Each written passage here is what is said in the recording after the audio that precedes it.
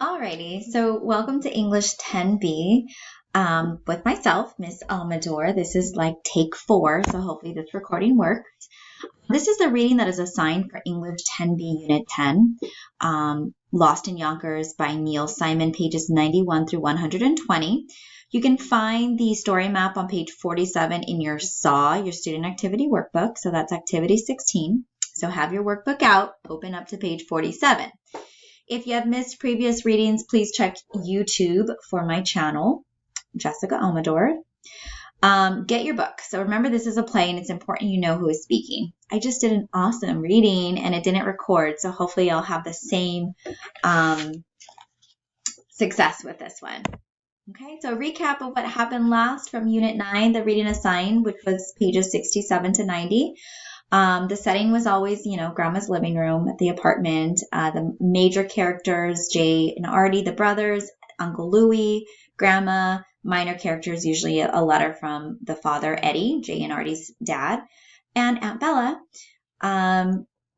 The problem was that Artie was sick with a fever. Grandma forced him to just continue to act as he's fine and continue with his chores and to drink the soup. And Jay and Artie have a discussion of how much they don't like Grandma and discuss their plans to leave. Outcome is that Artie did get better, and he and Jay, they stay at Grandma's house and await the arrival of Aunt Gertrude. So for Unit 10, pages 91 to, since I already did this reading, page 91 to 103, which is the end of act or scene 2. It does take place in Grandma's apartment, partly the living room, partly the dining room table. Major characters here is Bella, mainly Bella, and Uncle Louie. I don't even know why Uncle Louie is not even in this. I need to add that. The plot problem, that doesn't happen until after this family meeting. So what you're about to hear is what this family meeting is all about. So get your book. Open up to page 91. It says scene 2 at the top. And again, I'm not always going to read who's speaking. I just speak. The lines, I try to change my voice a little bit. You need to have the book in front of you or it becomes pretty difficult to understand who's speaking and what's going on. In the dark, we hear the voice of Eddie again. Dear Mama, the boys tell me you're getting along fine with them. I told you they wouldn't be any trouble. Enclosed, I'm sending you $25 to cover their food and Artie's medicine. Jakob tells me some kids have been stealing pretzels and pistachio nuts. It's amazing that hasn't stopped in almost 30 years. Love, Eddie. Later that night, Bella and Jay are clearing the dining table of its remaining dishes and straightening out the chairs. Grandma sits in her usual chair, wearing a sweater and crocheting or doing some needlepoint.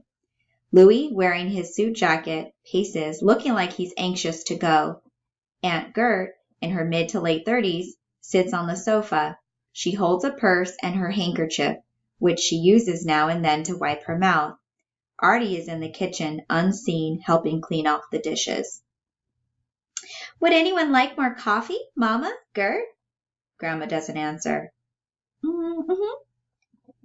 Strudel with it? No. Jay, go in and get Aunt Gert some more coffee, but no strudel. Jay goes in. Louie, wouldn't you like another piece? I had enough, Bella. You always have 2 pieces. 1 strudel is enough tonight, okay, Bella? He looks at his watch. Bella starts to put the chairs from the dining table into the circle of seats in the living room. Don't help me with the chairs, anyone. I know just how I want it to be. Louie looks at his watch as Bella puts a chair in the right spot. Listen, Mama, I'm going to run along now. I'll call you next week. Gert, it was good seeing you, sweetheart. You're looking terrific. Louie, you're going to sit right here. Bella, I'm sorry. I really gotta go. It was a top-notch dinner. No kidding. He kisses her cheek. He calls off into the kitchen. Jay, it'll work out. Trust me. Where's Artie? I'm leaving. No, you can't go yet, Louie. You promised. I promised I'd stay for dinner. I stayed for dinner. How many dinners do you want me to stay for? But the family hasn't had a talk yet. We did. We talked all through dinner. I never had a chance to swallow nothing. I'm all talked out, Bella. There's still something that hasn't been talked about. It wasn't something that could be talked about at dinner. You sit here. This is your place. I told you I had to go right after coffee. I had my coffee. I had my strudel. I had my dinner. I have to go, Bella. Mama, Gert, tell him to stay. Louis, you can't go. You have to be here. The whole family has to be here. Mama, tell him. You're getting excited, Bella. I won't get excited, I promise. I'm fine. Mama, just ask Louis to stay. Let me get the boys in. He'll stay, Bella. Calls out, Jay, Artie, forget the dishes. We'll do them later. Everybody inside. Jay comes in with Gert's coffee. Artie follows, eating the last bite of a piece of strudel. He is dressed now. Here's your coffee, Aunt Gert. Thank you. Jay, Artie, sit on the sofa with Aunt Gert. Mama, you stay there. I'll sit here and Louis sit on the chair. I've been sitting all night, Bella. I can stand up, okay? But it would be so much better if you were sitting, Louis. I pictured everybody sitting. I don't want to sit. Change the picture. Picture everybody sitting and me standing, all right? This is the first time we hear Aunt Gert say her first full sentence, where her affliction becomes apparent. She speaks normally for the first half of the sentence, and then somewhere past the middle, she sucks in her breath, so the words go to a higher pitch, and it sounds very difficult for her. Louis, can't you just sit here for a few minutes until Bella tells us what it is she wants to talk to us about? Artie and Jay look at each other. Okay. He sits on the window seat. Here, all right? Is this the way you pictured it, Bella? No, I pictured you sitting on the chair I picked out. He crosses to his chair, but doesn't sit down. Bella, it's very important that I leave here soon. Very important. I don't want to upset you, sweetheart, but I can't spend the rest of the night getting the seating arrangements right. I'm gonna stand up, I'm gonna listen, and then I'm gonna go. She puts her head down and sulks childlike. I pictured everybody sitting. Jesus! Louis, stop arguing with her and sit down, for God's sake, before she gets into one of her moods again. Louis, sit. Gertrude, stop it. Louis, sit. Louis, stand. Louis, eat. You don't scare me anymore, Ma. Maybe everyone else here, but not me, you understand? Still crocheting. Sit down, Louis. Louis sits. All right. She sits. Are we all seated now? Yes, Bella, we're all seated. You want to take a picture of what you pictured? Stop it, Louis. She looks around, then smiles, content with the seating.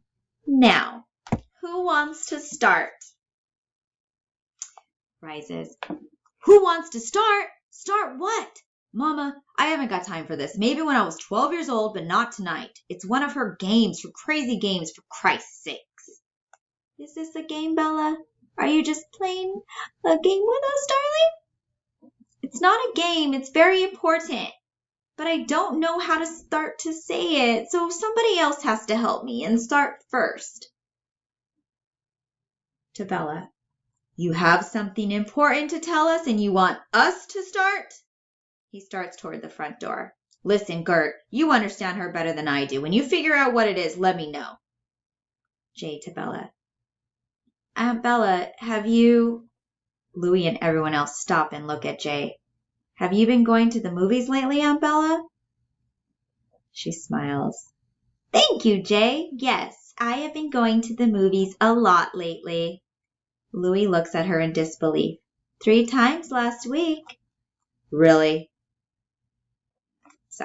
Really? Did you see anything good?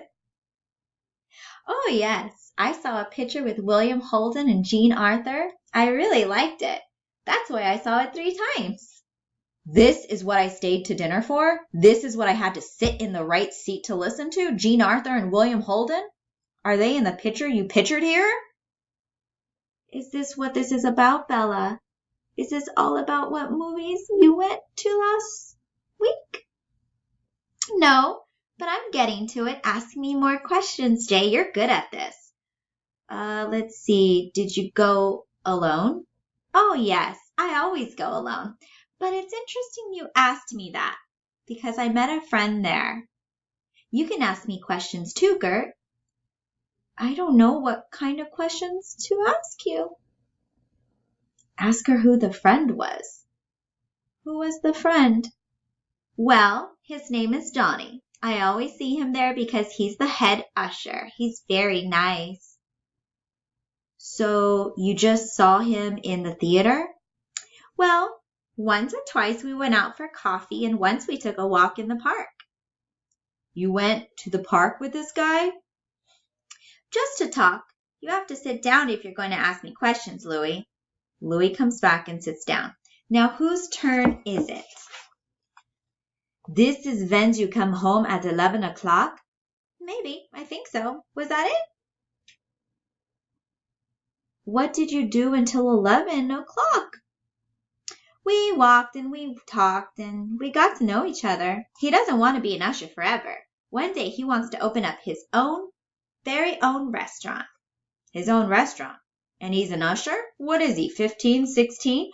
No, he's 40 and he wants to open up the restaurant with me. There is silence. She has finally gotten their attention. Why with you? Starting to get nervous. Because I can do all the cooking and write out the menus and keep the books. And what would he do? He would be the manager. She sees this isn't going too well. If he's the manager, why doesn't he write the menus and keep the books? Well, he has she looks at Artie and Jay, a reading handicap. A what? A reading handicap. Okay, hold it. Wait a minute. He rises. What do you mean? He can't read? You're not supposed to get out of your chair. That's not how I pictured it. Yeah, well, now I'm getting my own picture. This guy is what, illiterate? He can read a little. What's a little? His name? This guy is either pulling your leg or he's after something, Bella. Is he after something? Maybe this isn't a good time to talk about it. No, it's the perfect time to talk about it. What is this guy after, Bella? Has he touched you? Has he fooled around with you? No, he's not that kind of person. Well, what kind of person is he? He's 40 years old. He takes you to the park at night. He wants to open up a restaurant with you and he can't read or write. How are you going to open up a restaurant? Who's going to put up the money? It'll only cost $5,000. $5,000. Why not $5 million? And who's got the $5,000? Him? I don't think so. He doesn't have any money. Oh, too bad. Well, then who does that leave? Don't yell at me, Louie.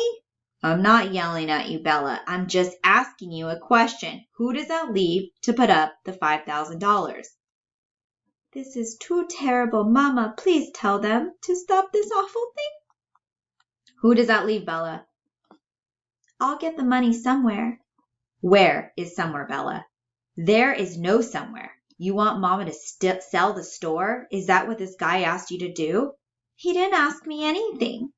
And he's either very smart or very dangerous. Well, he doesn't sound too smart to me, so that just leaves dangerous. He's not dangerous. How do you know that? Because they don't take you at the home if you're dangerous. The home? Oh my God. I don't understand this. Can somebody please explain it all to me? Bella, honey, this man sounds very troubled. Is he living at the home now? No, with his parents. He didn't like the home. They weren't very nice to him there. She looks at Grandma pointedly. It's not a nice place, Mama. Bella, sweetheart, don't go to that movie anymore. Don't see that fella again. He may be very nice, but he sounds like he's got a lot of wacky ideas. You know what I mean, sweetheart? You promised you would support me, Jay. Artie, you said you would back me up. You promised. Back you up with what, Bella? The restaurant, the money? Is that what this guy is after? He wants more than that. What could possibly be more than that, Bella? Me. He wants me. He wants to marry me. She starts to cry.